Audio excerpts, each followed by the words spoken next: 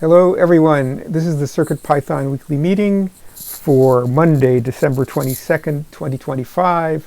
It's the time of the week where we get together to talk about all things CircuitPython. I'm Dan and I'm sponsored by Adafruit to work on CircuitPython.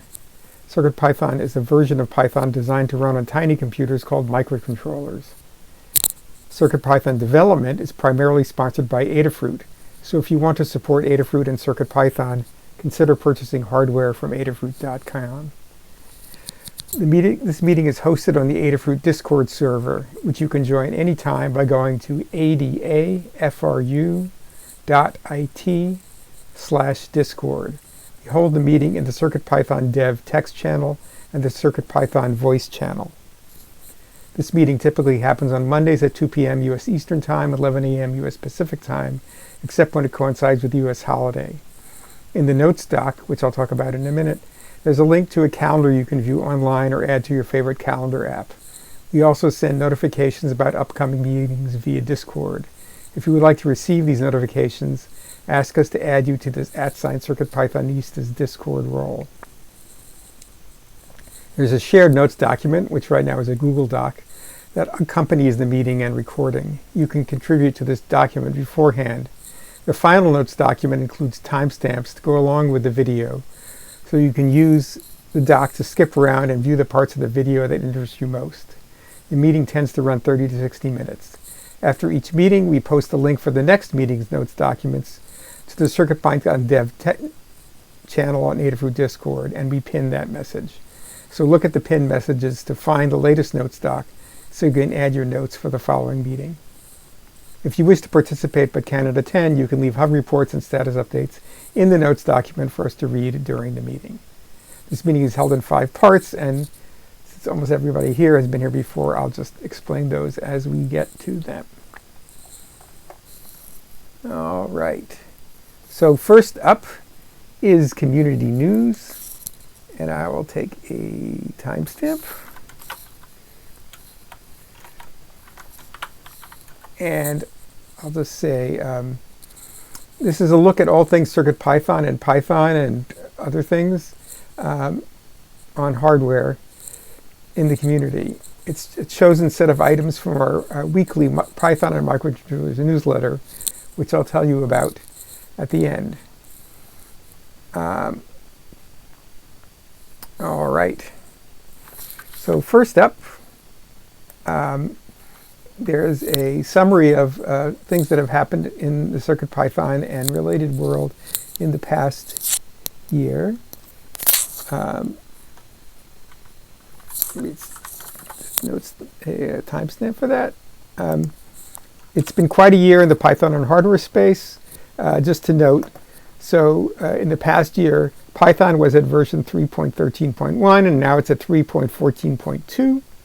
MicroPython was at version 1.24.1, and it's now at 1.27.0. That just came out. And CircuitPython is at version 9.2.2, and now it's at 10.0.3. In addition, some stuff that we've been using under the covers in CircuitPython, ESP-IDF, which is for expressive microcontrollers. It was at version 5.4 last year, and now it's at 5.5.1, and the Pico SDK for Raspberry Pi 2 XXX microcontrollers was at 2.1.0, and it's now 2.2.0, and that version came out a long time ago, so it's probably going to be upgraded pretty soon, I would imagine. Some interesting things that happened in terms of hardware. Last year, at the beginning of the year, RP2350 boards came out, and at the end of this year,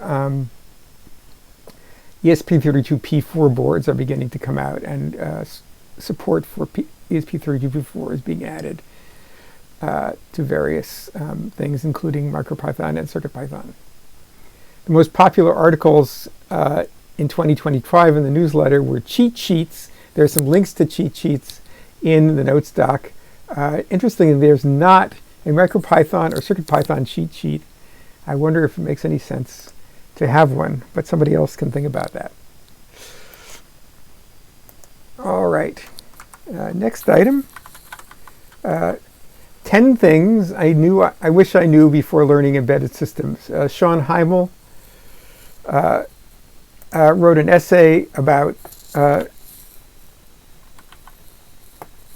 his journey in embedded systems for the past 20 years, and he writes up some things, 10 things he wished he knew in it before he got started, and it's worth reading. I looked at it. It's a nice checklist of things to know. Next up, very interestingly, Kevin McAleer is working on a Matter module, implementing Matter protocol in MicroPython. Kevin's doing it in C. And so that's an interest to us. We've been taking a different approach to implementing Matter in Python and then therefore in CircuitPython. And currently that work is dormant at the moment, but we're interested in maybe getting restarted on this in the future. So there's a link for that too. All right. And Scott writes, I think it's Python plus C for the cryptography stuff. That's interesting. Okay. All right. So all these news items came from the Python and Microcontrollers newsletter, which, as I mentioned, goes out via email on Monday mornings. It's edited by Anne from Adafruit. You can subscribe to this newsletter by visiting adafruitdaily.com. Thanks to Anne for putting the newsletter together every week. There's always a ton of interesting stuff in it.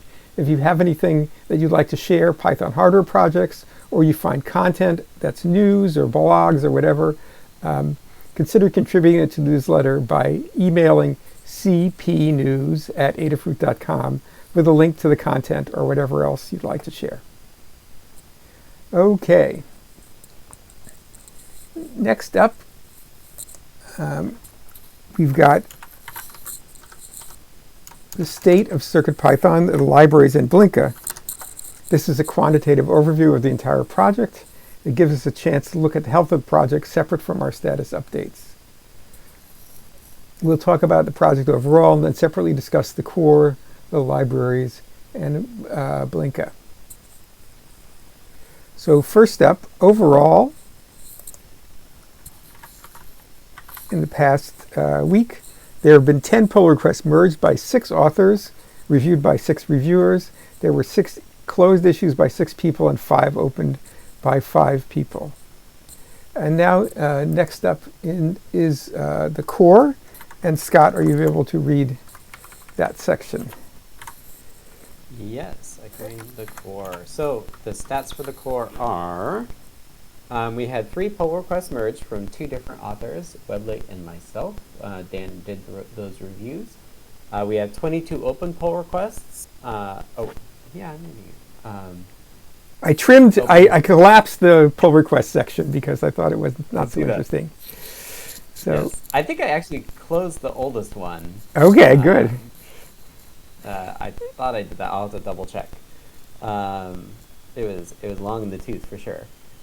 We had 7 draft PRs as well out of the 22, but we're comfortably under what my goal is to be under the single page. I don't want pages and pages of pull requests. Issues-wise, we had 5 closed issues by 5 people and 1 opened by 1 person. So we've got lots of people closing issues, which is awesome, and not that many coming in right now. We have a total of 839 open issues. This number slowly, steadily climbs up, but we prioritize the work from Adafruit from the folks using the milestone system, and most of that growth happens in what we call long-term, which is like things that we may want to fix or add, but like are not priorities for Adafruit funded folks. And then the things that are higher priority for us are like bugs that are on 10.0x, so that we actually have 10 open issues there, although I don't think we're actually working on any of them, so I don't think they're that high priority. Generally, I think 10.03 is actually doing quite well. I think it'll take us through the holiday break. And then we have 5 open issues for 10.10, which is our pre-release and will be the next kind of like stable version. And then we have some other categories here that I'm not going to talk about. We have 0 issues not assigned to milestones, so that's good. We are keeping up and triaging everything that's coming in. So that's the state of the core. Okay, thank you, Scott. All right, next up is the library section, which Tim will read. All right, thanks, Dan. This section covers all the CircuitPython libraries, the Python level libraries. They're split up into two different bundles on GitHub. There's an Adafruit bundle, which has 380 libraries in it right now, and a community bundle, which has 172 right now, for a total of 552 libraries altogether that support CircuitPython. Across the past week in the Adafruit bundle, we had 6 pull requests merged by 3 authors, thanks to Jerry and Babylok B, and myself. And then reviewers-wise, we had 5 reviewers for those. Thanks again to Jerry, Ann, Tektrick, and Dan for getting some reviews in this week for libraries.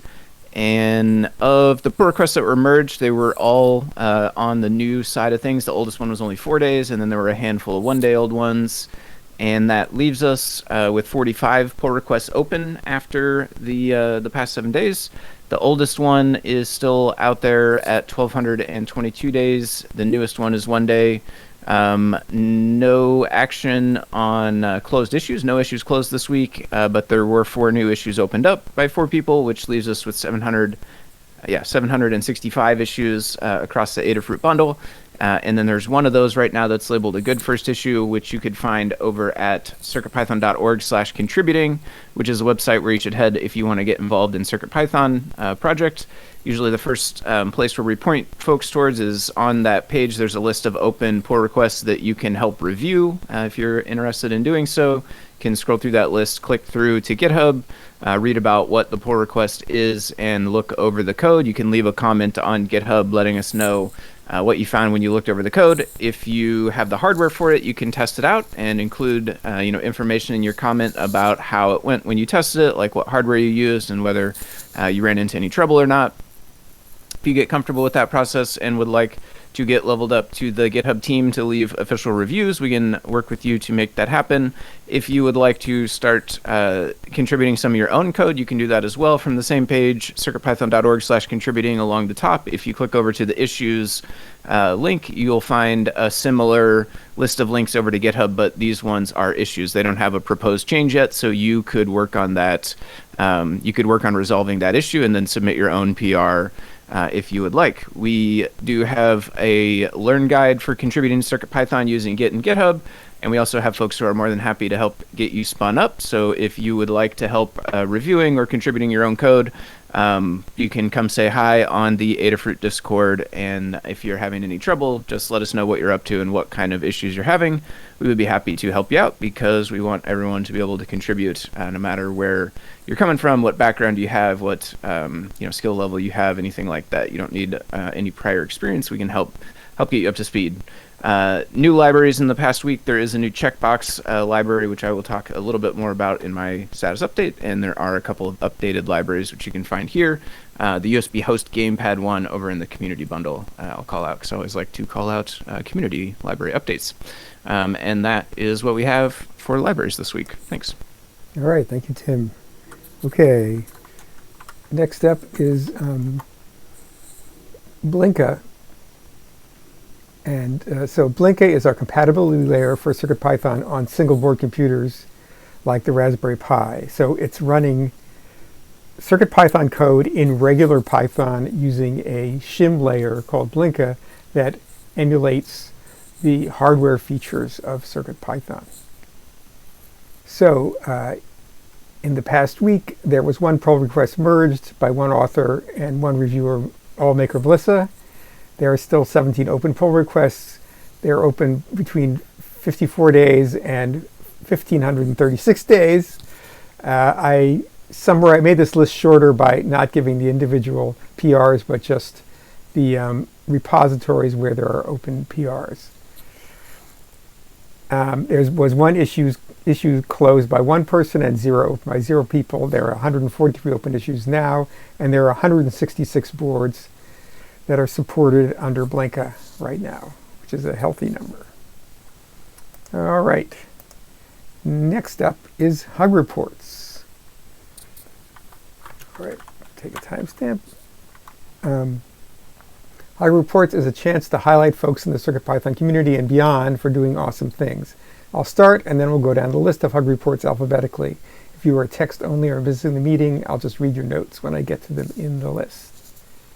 Okay, so first I'd like to thanks Sam Blenny for discovering some issues with the TLV320 I2S converter and amplifier.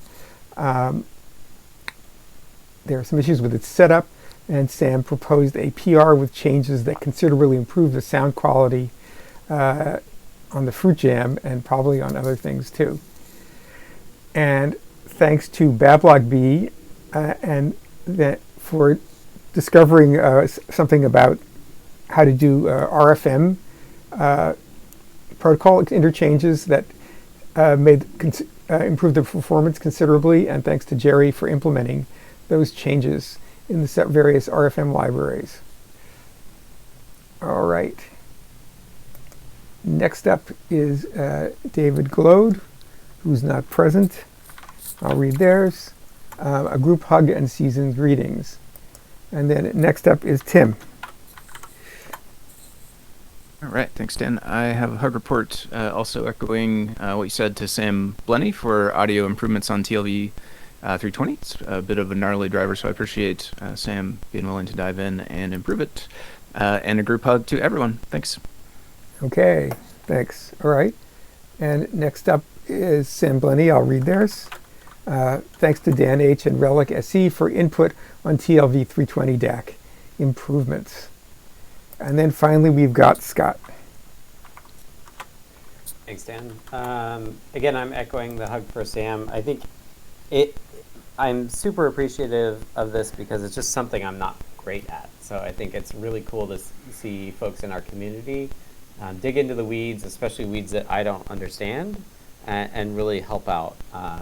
So hug to Sam for that. Also to Dan, who was being a good code debugger back and forth with Sam on that. Hug to Timeline 8 for a quick README PR for the SSD 1680. They said, hey, I've noticed that people in the forums have trouble with this thing, so I just wanted to tweak the README so that it involved call start in case people would know to change that if they need to. So that was super helpful. And then just happy holidays to everybody. I'll be out next week, so I'll see you all in January. All right, thank you, Scott. Okay, next up is status updates. That's a time where we tell folks what we're up to individually. I'll start and we'll go through the list as I mentioned before. When I call on you, you can take a couple of minutes to talk about what you've been doing since the last meeting and what you'll be doing until the next meeting. And if a discussion becomes too long for status updates, we can move it to the In the Weeds section. So, as I said, I'll start. So I'll just say that I'm making progress on the native C implementation of Wi-Fi socket pool and SSL for Airlift, also known as Nina FW. That's, for instance, on the PyPortal and also on the Fruit Jam. So right now we're using the ESP32 SPI library, and it would be nice if we could use our existing Wi-Fi socket pool and SSL API for those things instead. So I'm right now debugging socket operations. A lot of other things are working, like the non-socket operations of just manipulating addresses and setting addresses, getting them and connecting to the access point and so forth. So making progress on that. And I may add some features to the Nina FW that make it possible to do more socket operations than we can currently, because Nina FW is at a level of protocol that's quite different from the lower level socket operations that one typically finds. Okay, next up, David Glode, who's not present, so I'll read his. Trying to run CP on CardPuter ADV. So this is some new M5 stack, I think, CardPuter board, which is a tiny credit card sized thing that has a keyboard on it and a display. So it says old CardPuter firmware activates the screen but blocks the pins needed for I2C. Trying to detach the keyboard matrix crashes the CardPuter. And there's an issue link there. Option 1 could start from M5 stamp naked firmware and do everything in Python land. Option 2, remove keyboard scanning from the old CardPuter firmware to free the I2C pins. And so the next step is to scan the keyboard with Python code, but no success so far. So then, anyway, that's an interesting thing you're working on, David. And next thing up, success, David says, using a QTPy RP2040 to convert USB CDC serial commands into analog joystick left-right commands. One family member needed to generate analog joystick moves based on camera analysis in order to control a game.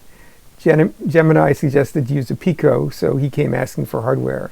I provided to him hardware with working code prototype with help from Gemini 2. It is working, but there is still too much input latency, likely on the image analysis, to be fully usable. That's an interesting project. Okay, next up is Foamy Guy, Tim. All right, thanks, Dan. I finished up the guide for my Fruit Jam greeting card maker, and that is in review, so the guide should be published for that soon. I, as part of that project, made a checkbox library, just a little display IO widget that can have a label and a checkbox. You can click on it, or you could use touchscreen as well if you wanted, to check the box on and off, and there's an API for being able to determine the state and all that fun stuff. So that is more generally available. Anyone can use that for whatever they want, but I made it for the greeting cards thing to turn on and off some of the configs in there. That is now published in the bundle as well. I have been reviewing PRs for FruitJam OS and Circup, as well as a couple other libraries this morning. And on Friday, I worked on refactoring in the FruitJam OS repo to reuse the installed libraries for each language that gets built. This speeds up the build time quite a bit because the process of running Circup on each one of those languages actually took a considerable amount of time. And then I also took the opportunity, since I was in there in the FruitJam OS repo and code, to add rough and pre-commit to that repo. So it made lots of formatting changes and stuff, but is now more in line with the rest of our libraries and other repos, which I think is good. And that's what I've been up to. Thanks. All right, thank you, Tim. Okay, next up I'll read Sam's. Working on FruitJam TLV 320 I2S DAC audio quality improvements for low sample rates. This should hopefully make it easier to do small 8 kHz wave file sound effects for games and such. So again, thank you, Sam, for working on that. And then finally, we've got Scott. Hello. The first thing I did is I switched. I've been working on the Zephyr port, and I got kind of fed up with the fact that I wasn't doing the USB workflow for CircuitPython. That's because bringing up tiny USB within it was not trivial. What I finally decided to do was just use Zephyr's USB stack. It works on a lot of different boards, and it wasn't too bad. So now with Zephyr boards, we get USB mass storage and CDC working kind of out of the box based on the board defs in Zephyr, which is true for all the other stuff as well. They also have HID and MIDI, so we should be able to add that in the future. I just didn't care to start doing that now. Zephyr's host support is behind TinyUSB at the moment, but I kind of expect that's where they'll go next with it. So for the time being, Zephyr ports will just be device, but that's still super useful. I added 2 new boards that I have here that I've been testing with. One is the MCX N947. I think it's a Freedom. It's the dev kit from NXP. And then the IMX RT 1170, which is the higher end IMX RTs. We have a separate port now for the 10 series, so IMX RT 10. But the 11 series are I think this board is it's probably the first CircuitPython port where we run CircuitPython at a gigahertz. If I remember right, it's like a gigahertz that the M7 core runs at. So that's pretty neat, and I got that working. So I think it has SD RAM as well. So it's a bit of a beast. So that's in the Zephyr port.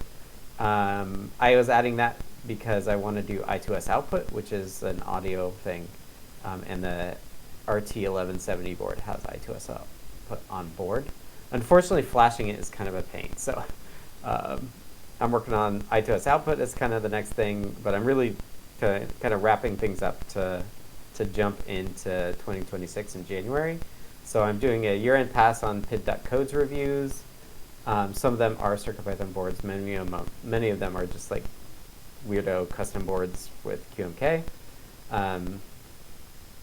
When I was doing this I2S stuff, I also like ran across. I ran across the jumperless V5, which is a